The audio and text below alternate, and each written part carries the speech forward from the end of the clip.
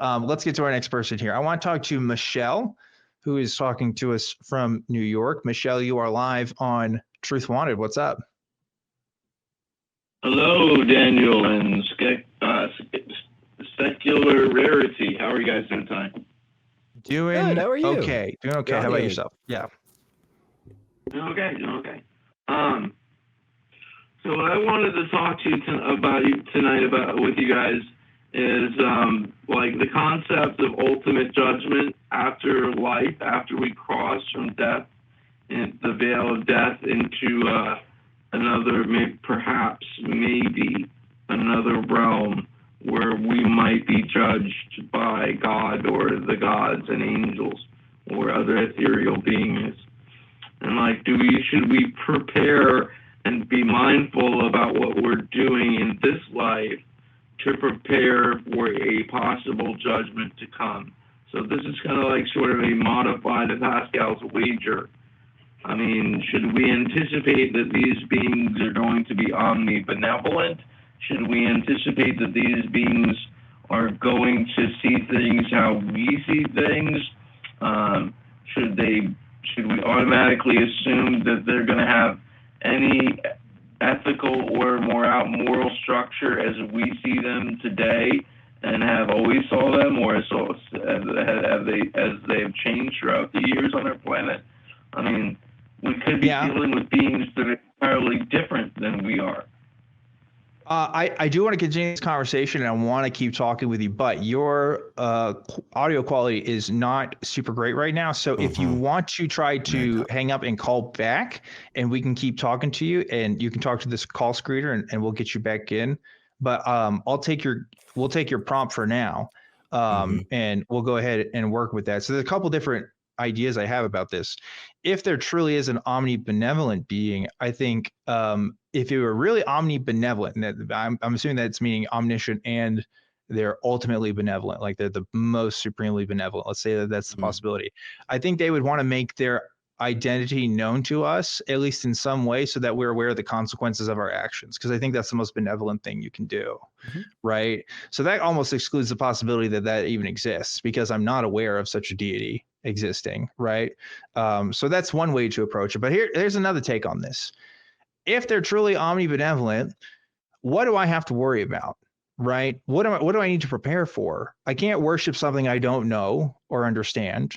So they can't knock me for points on that, right? If they're really omnibenevolent. But on top of that, I should be, at least I hope I'm already trying to do my best at life anyway. I don't know what much else I need to do in the hypothetical scenario that there is a God and he's going to judge me or whatever, right? Because if he's not making himself known, I can't do anything about that. And that's pretty much it. I try to do my best anyway. So I don't do my best because I'm afraid of consequences after death. I do my best because of the consequences of the life that I'm in right now. So I'm just going to keep living my life that way unless I'm shown otherwise. So I really don't, even if the hypothetical was real, I don't know how that would ultimately change the way I do things. But that's my first thoughts. What do you think, Elliot? Yeah, I agree with basically everything you just said there. The first place that I would go when somebody comes to me and says like, well, hey man, like just in case, right? Why not go ahead and just have this, assessment of your life just in case, you gotta present this. My issue with that is, again, very similar to what I was talking about with Steve. If we use that methodology, right, writ large in our life, we find that we are incapable of doing anything at all. It is literally something that would prevent you from getting out of bed in the morning.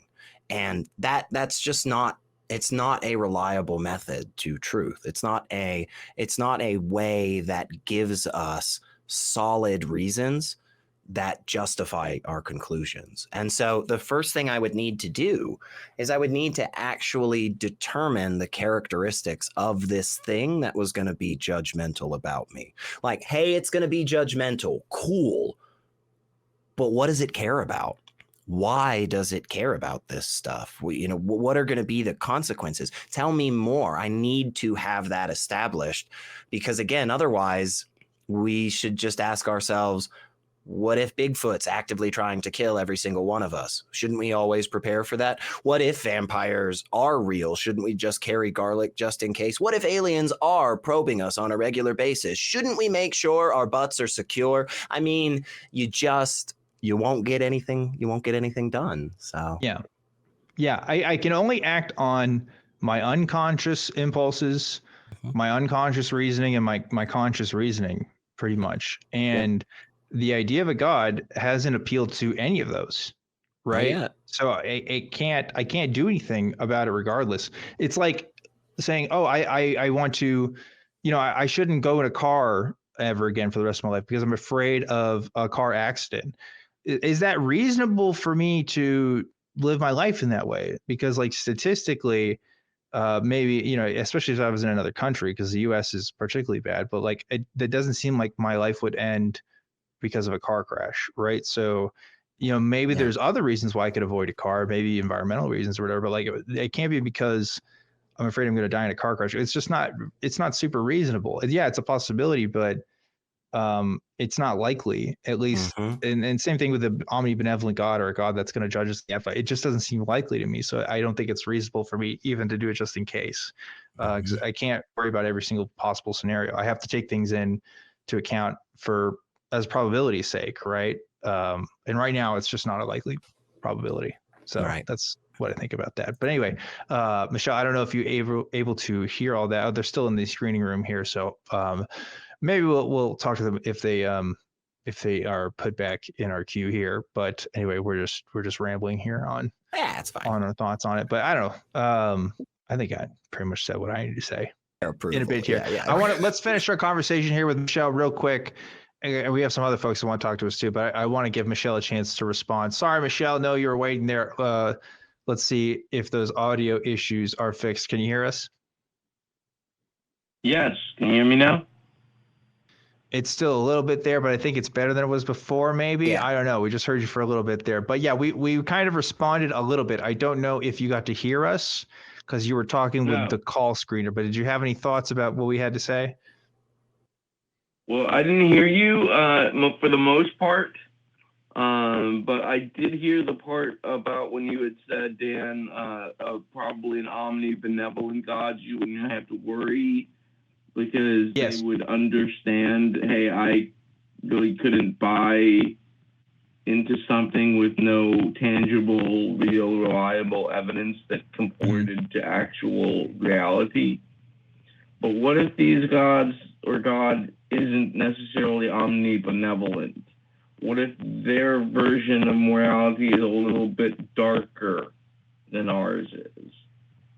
Well, then it's outside of my control, right? Again, like I don't know what can I do to change my current situation right now to fix that? Like how could I comport my reality to save myself for the afterlife?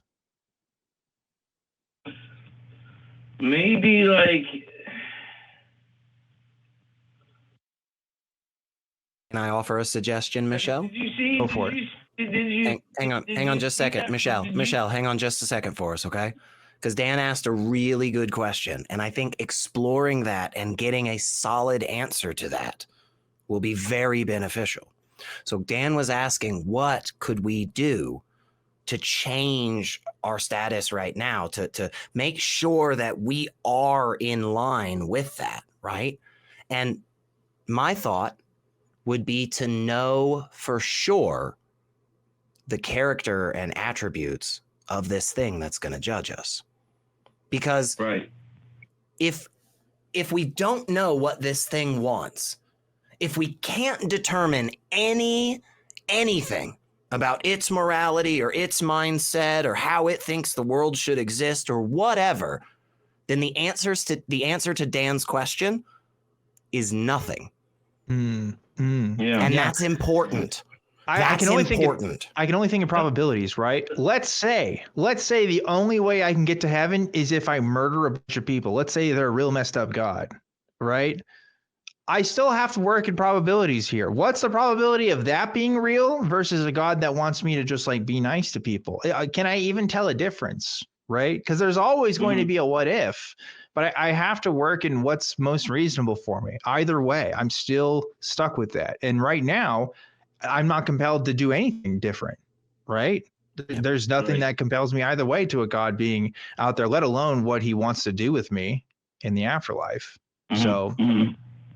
Yeah. You know, I don't know. What do you think? I guess for the most part, and that was a really good question, Dan. You know, I mean, but for the most part, if God isn't interacting or the gods aren't interacting with our world in a physically tangible way, then as to what was reported in the Hebrew Bible, the Christian Bible, the Quran, and all those other ones, all the other sacred tomes and texts, then maybe something happened along, either all that's a bunch of bullshit, or something happened along the line to make the gods want to take their hands off of the world in that way. You know, I mean, why isn't God's throne just on every continent in the sky? Yeah. I mean, it could have all been made up purposefully from the beginning as a story. It could have been the case that God did exist, was super active, and then left. You know what? That's I deism think in a nutshell. Right. What I think, though, is back to what Dan was saying, is about the working in probabilities. And what I think the strongest probability there is that people were sincerely mistaken because of the very nature of what it means to be a person with a brain. Our brain just acts certain ways consistently because of the physical structure and how it's made up. And so we see these patterns all the time. And it's very natural for us to look at a sunset or see a person that we care about and be overcome with these intense emotions. And it's very natural for us to misremember things or interpret things incorrectly. Right. And I think, honestly, it's the same thing that Dan and I are doing right now. They were doing a long ass fucking time ago. They just didn't do it on a call-in show. Somebody walked up and goes, "Hey man, I saw this thing over there. It was crazy, man. Looked like a person, maybe had a deer head, not sure." And the other guy was like, "Huh, can we go look for it? Can we go find it? Like, what did it look? Did it talk to you? Like what?" I just think we've always been trying to figure shit out, and we just kind of have this imperfect tool here to do it. We're getting better, but we still have that baggage from the past. Yeah, it's frustrating that there's no scientific way to figure out if it's a test for God, and that is so frustrating because it's like if we could find scientific proof of God, that was for everybody. Well, we are testing God through science, though. Like, we're just doing it in the negative sense, right? Like, we're demonstrating more and more that there seem to be natural forces that do things, right? So we are testing the God hypothesis is just that. It is a hypothesis. We're testing it out with other hypotheses, if that's the plural, and it seems to not be working out. Same thing with hollow earth theory. The more that we learn about it every day, the more that we understand that it's actually true. And that's a bit. I'm not actually a believer. But the point is, like we learn more about some things and we buy more into the idea, like germ theory of disease, right? Like becomes more accepted. And now that's the norm. We don't think it comes from demons necessarily. We haven't had a disease that we couldn't trace back to from like microscopic cells. So, or at least, physical diseases. Mental diseases, a little more complicated, right? But point is, we are testing the God hypothesis in a way, but there are different parameters to God, at least, that we're kind of figuring out. And he's definitely not, for example, causing the waves in the ocean. At least it doesn't seem like it. It seems like we have a better explanation for that. I don't know. Just as an example. You get what I'm saying, Michelle? Yeah. I totally get what you're saying, Dan. Totally, and used to secularity. But Dan, I didn't know if I should do this topic tonight or bring you some Roswell 1945 sauce. You got the sauce. So maybe, You got the maybe next time, because we do want to get to some of the callers. That's what I was gonna say. Maybe next time, because I've got a theory about 1945 Roswell, New Mexico, that'll blow your socks off. All right. Well, I'm excited to hear it, and it's not that I don't want to hear it. I do, but I also want to make sure that everybody gets a turn, right? Right. No, and gets their one topic in. We got our ones with you tonight, Michelle. So I will let you go right now, but I do appreciate you calling in.